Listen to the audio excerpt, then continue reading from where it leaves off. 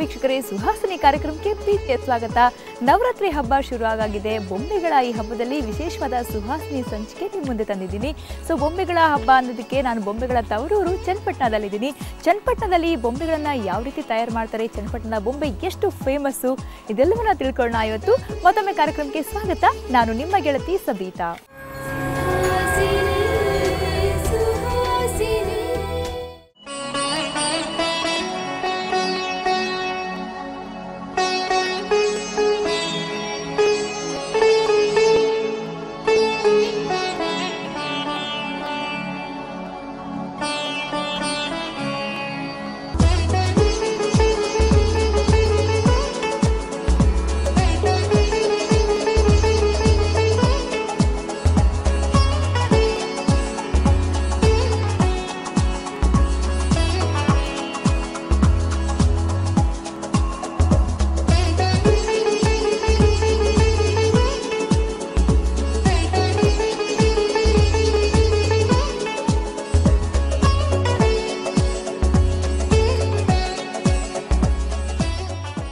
ಚನ್ನಪಟ್ಟಣದ ಬೊಂಬೆ ನಿಮ್ಗೆಲ್ಲರಿಗೂ ಗೊತ್ತು, ತುಂಬಾ ಚೆನ್ನಾಗಿರುತ್ತೆ ನೋಡೋಕೆ ಅಂತ, ತುಂಬಾ ಫೇಮಸ್ ಅಂತಾನೂ ಗೊತ್ತು. ಆ ಸೊಗಸಿದೆಯಲ್ಲ, ಚನ್ನಪಟ್ಟಣದ ಬೊಂಬೆಯಲ್ಲಿರುವಂತಹ ಸೊಗಸಿದೆಯಲ್ಲ, ಅದಕ್ಕೆ ಕಾರಣ ಏನು, ಅದು ಹೇಗೆ ತಯಾರಾಗುತ್ತೆ, ಯಾಕಿಷ್ಟು ಎಲ್ಲರೂ ಇಷ್ಟಪಡ್ತಾರೆ, ಚನ್ನಪಟ್ಟಣದ ಬೊಂಬೆಯ ಹಿಂದಿನ ಒಂದು ರಹಸ್ಯ ಏನು, ಇದೆಲ್ಲರ ಬಗ್ಗೆ ಮಾತಾಡೋದಕ್ಕೆ ನಮ್ಮ ಜೊತೆ ಇದ್ದಾರೆ ಶಹೀದಾ ಅವ್ರನ್ನ ಕೇಳೋಣ ಬನ್ನಿ. ಚನ್ನಪಟ್ಟಣದ ಬೊಂಬೆಯ ಒಂದು ವಿಶೇಷತೆ ಏನು ಅಂತ. Shahida, welcome to the show. Thank you. So ಚನ್ನಪಟ್ಟಣದ ಬೊಂಬೆ ಅಂತಂದ್ರೆ ಹೇಳಿದ್ನಲ್ಲ, ತುಂಬಾ ಫೇಮಸ್, ಬೊಂಬೆಗಳ ತವರೂರು ಅಂತ ಚನ್ನಪಟ್ಟಣಕ್ಕೆ ಹೆಸರು ಬಂದಿರುವುದು ಬೊಂಬೆಗಳಿಂದಾನೆ. ಸೊ ಬೊಂಬೆಗಳು, ಚನ್ನಪಟ್ಟಣದ ಬೊಂಬೆಗಳದ್ದು ಸ್ಪೆಷಾಲಿಟಿ ಏನು ನಿಮ್ಮ ಪ್ರಕಾರ, ಹೆಂಗೆ ಡಿಫ್ರೆಂಟ್ ಆಗಿರುತ್ತೆ ಇದು ಅಂತ? ಇದು ತುಂಬ ಟ್ರೆಡಿಷ್ನಲ್ ಆಗಿ ಬಂದಿರುವಂಥ ಕಲೆ ಇದು ಚನ್ನಪಟ್ಟಣದಲ್ಲಿ. ಇದು ಬೊಂಬೆನಲ್ಲಿ ವಿಶೇಷತೆ ಏನು ಅಂತಂದರೆ, ಇದು ಮರದಿಂದ, ನಮ್ಮ ಸುತ್ತಮುತ್ತ ಸಿಗುವಂಥ ಮರದಿಂದ ತಯಾರಾಗುವಂಥದ್ದು ಬೊಂಬೆಗಳು ಇದು. ಮತ್ತು ಇದು ಕಲೆ ಟ್ರೆಡಿಷ್ನಲ್ ಆಗಿದ್ರು ಇದ್ರದ್ದು ಉಪಯೋಗ ಇದೆಲ್ಲ ಇವಾಗ ಬೇರೆ ಬೇರೆ ರೀತಿಯಲ್ಲಿ ಡೆವಲಪ್ಮೆಂಟಲ್ ಪರ್ಪಸ್ಗೆ ಉಪಯೋಗ ಮಾಡ್ಕೊಳ್ಳುವಂಥ ಒಂದು ಇದು ಬಂದಿದೆ. ಸೊ ಚನ್ನಪಟ್ಟಣ ಬೊಂಬೆ ಅಂತ ಅಂದಾಗ ನಾನು ಹೇಳಿದೆ ಟ್ರೆಡಿಷನಲ್ ಟಚ್ ಇದೆ, ಇವಾಗ ಸ್ವಲ್ಪ ಬದಲಾಗ್ತಿದೆ ಅಂತಂದ್ರಿ. ಯಾವ ಥರ ಚನ್ನಪಟ್ಟಣ ಬೊಂಬೆಗಳಲ್ಲಿ ಈಗ ಬದಲಾವಣೆ ಇದೆ, ಮತ್ತು ಟ್ರೆಡಿಷನಲ್ ಲುಕ್ ಅಂದರೆ ಯಾವ ಥರ ಇತ್ತು ಮೊದಲು? ಹಳ್ಳಿ ಇದು ಲುಕ್ ಕೊಡುವಂಥದ್ದು ಬೊಂಬೆ, ಮತ್ತೆ ಏನು ಮಡಕೆ ಇಟ್ಕೊಂಡಿರೋ, ಇಲ್ಲಿ ಸೊಂಟನಲ್ಲಿ ಮಡಕೆ ಇಟ್ಕೊಂಡಿರೋಂಥ ಬೊಂಬೆ, ಮತ್ತು ಕೆಲವೊಂದು ಬುಗ್ರಿಗಳು ಆ ಥರದ್ರಲ್ಲಿ ಇತ್ತು. ಇವಾಗ ಅದನ್ನೇ ಸ್ವಲ್ಪ ಮಾಡ್ರೇಟ್ ಆಗಿ ಮಾಡಿ, ಸ್ವಲ್ಪ ಮಾಡಿಫೈ ಮಾಡಿ, ಬುಗ್ರಿಗಳನ್ನೇ ಬೇರೆ ಬೇರೆ ಡಿಸೈನ್ಸಲ್ಲಿ, ಬೇರೆ ಬೇರೆ ಟೆಕ್ನಿಕ್ಸಲ್ಲಿ ಮಾಡಿದ್ದಾರೆ. ಮತ್ತು ಅದು ಬಿಟ್ಟು ಬೇರೆ ಬೇರೆ ಥರ ಇನ್ನು ಡೆವಲಪ್ಮೆಂಟಲ್ ಟಾಯ್ಸ್ ಮಾಡಿದ್ದಾರೆ. ಅದು ಮಕ್ಕಳಿಗೆ ಕೆಲವೊಂದು ಲರ್ನಿಂಗ್ ಟಾಯ್ಸ್ ಆಗ್ಬೋದು, ಎಜುಕೇಷನ್ ಏಡ್ಸ್ ಆಗ್ಬೋದು, ಆ ಥರದ್ರಲ್ಲಿ ಚೇಂಜಸ್ ಮಾಡಿ, ಬದಲಾವಣೆಗಳು ಮಾಡಿ ಮಾರ್ಕೆಟ್ ಎಕ್ಸ್ಪ್ಯಾಂಡ್ ಆಗಿದೆ. ಸೊ ಇವಾಗ ಹಳೆಯ ಟ್ರೆಡಿಷ್ನಲ್ ಟಾಯ್ಸ್ ಅಂತ ಅಂದರೆ ಅದು ಲೋಕಲ್ ಆಗಿ ಒಂದು ಸೀಮಿತವಾಗಿತ್ತು. ಎಕ್ಸ್ಪೋರ್ಟ್ಗೆ ಇದಕ್ಕೆ ಅಷ್ಟೊಂದು ಮಾರ್ಕೆಟ್ ಇರಲಿಲ್ಲ ಜನಗಳಿಗೆ. ಸೊ ಹಾಗಾಗಿ ಅವರು ಏನೋ ಇಲ್ಲೇ ಮಾಡೋದು, ಇಲ್ಲೇ ಎಲ್ಲೋ ಸೇಲ್ ಮಾಡೋದು ಸುತ್ತಮುತ್ತ ಆ ಥರ ಇತ್ತು.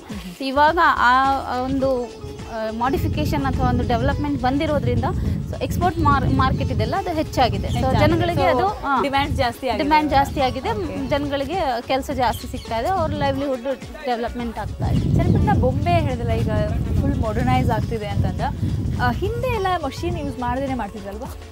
ಹಾಂ, ಆಗಿನ ಕಾಲದಲ್ಲಿ ಆ್ಯಕ್ಚುಲಿ ಇತಿಹಾಸ ಹೇಳಬೇಕಂತಂದರೆ ಟಿಪ್ಪು ಸುಲ್ತಾನ್ ಕಾಲದಿಂದ ಇದು ಶುರುವಾಗಿರುವಂಥದ್ದು ಒಂದು ಇತಿಹಾಸ ಇದೆ.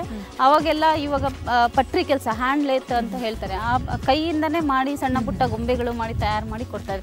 ಆಮೇಲೆ ಕೆಲವೊಂದು ಮಷೀನ್ಸ್ ಎಲ್ಲ ಜಪಾನಿಂದ, ತೈವಾನಿಂದ ಎಲ್ಲ ಡೆವಲಪ್ ಮಾಡಿ ಅದನ್ನು ಇಲ್ಲಿಗೆ ಇಂಪೋರ್ಟ್ ಮಾಡಿಕೊಂಡು ಮಷೀನ್ ಉಪಯೋಗಿಸ್ಕೊಂಡು ಕೆಲವೊಂದು ಬೊಂಬೆಗಳನ್ನ ತಯಾರಿಸೋಕ್ಕೆ ಶುರು ಮಾಡಿದ್ದಾರೆ. ಸೊ ಇವಾಗ ಹೆಚ್ಚಾಗಿ ಆಗ್ತಾ ಇರೋ ಪ್ರಾಡಕ್ಟ್ಸ್ ಎಲ್ಲ ಮಷೀನ್ ಮುಖಾಂತರ, ಬಟ್ ಹ್ಯಾಂಡ್ ಎಲ್ಲ ಕಂಪ್ಲೀಟ್ಲಿ ಡಿಪೆಂಡ್ ಆನ್ ಇದು ಕೈಯಿಂದನೇ ಮಾಡಬೇಕು. ಮಷೀನ್ ತಿರುಗುತ್ತೆ, ಕೈನ ಉಪಯೋಗಿಸ್ಕೊಂಡು ಯಾವ ಥರ ಶೇಪ್ಗಳು ಬೇಕು, ಯಾವ ಥರ ಆಕಾರ ಬೇಕು ಅದನ್ನು ಕೊಟ್ಕೊಂಡು ಮಾಡ್ಕೊಂಡು ಹೋಗ್ಬೇಕು. ಚನ್ನಪಟ್ಟಣ ಬೊಂಬೆಗಳಿಗೆ ಹೆಚ್ಚು ಬೇಡಿಕೆ ಬರೋದು ಯಾವ ಟೈಮಲ್ಲಿ? ಇವಾಗ ಸಮ್ಮರಲ್ಲಿ ಜಾಸ್ತಿ ಟೂರಿಸ್ಟ್ ಇರ್ತಾರೆ. ಇವಾಗ ದಸರಾ ಟೈಮಲ್ಲಿ ಜಾಸ್ತಿ ಟೂರಿಸ್ಟ್ ಓಡಾಡ್ತಾ ಇರ್ತಾರೆ. ಸೊ ಆ ಟೈಮಲ್ಲಿ ಸಾಕಷ್ಟು ಲೋಕಲ್ ಮಾರ್ಕೆಟ್ ಇದೆ ಅಂತ ಹೇಳ್ಬೋದು. ಬಟ್ ಆ್ಯಂಡ್ ಇದು ಹ್ಯಾಂಡ್ಮೇಡ್, ಆಲ್ಮೋಸ್ಟ್ ಹ್ಯಾಂಡ್ಮೇಡ್ ಅಂತ ಹೇಳ್ಬೋದು. ಸ್ವಲ್ಪ ಮಷಿನ್ ವರ್ಕ್ ಇರುತ್ತೆ ಅದರಲ್ಲಿ. ಸೊ ಹೆಂಗೆ ಲಾಂಗ್ ಲಾಸ್ಟಿಂಗ್, ಬಾಳಿಕೆ ಎಲ್ಲ ಹೆಂಗೆ ಚೆನ್ನಾಗಿ ಬರುತ್ತೆ ಇದೆಲ್ಲ? ಹೌದು, ಒಂದು ವಿಶೇಷತೆ ಹೇಳಬೇಕು ಅಂತಂದರೆ ನಮ್ಮ ಟಾಯ್ಸು ಇದು ಆರ್ಗ್ಯಾನಿಕ್ ಪ್ರಾಡಕ್ಟ್. ಇದರಲ್ಲಿ ಯಾವುದೇ ರೀತಿಯ ಕೆಮಿಕಲ್ಸ್ ಅಥವಾ ಯಾವುದೋ ಟಾಕ್ಸಿಕ್ ಇದು ಲಿಡ್ಸ್ ಆಗಲಿ ಏನಾಗಲಿ ಇರೋದಿಲ್ಲ. ಎಲ್ಲ ನ್ಯಾಚುರಲ್ ಆಗಿ ಇರುತ್ತೆ.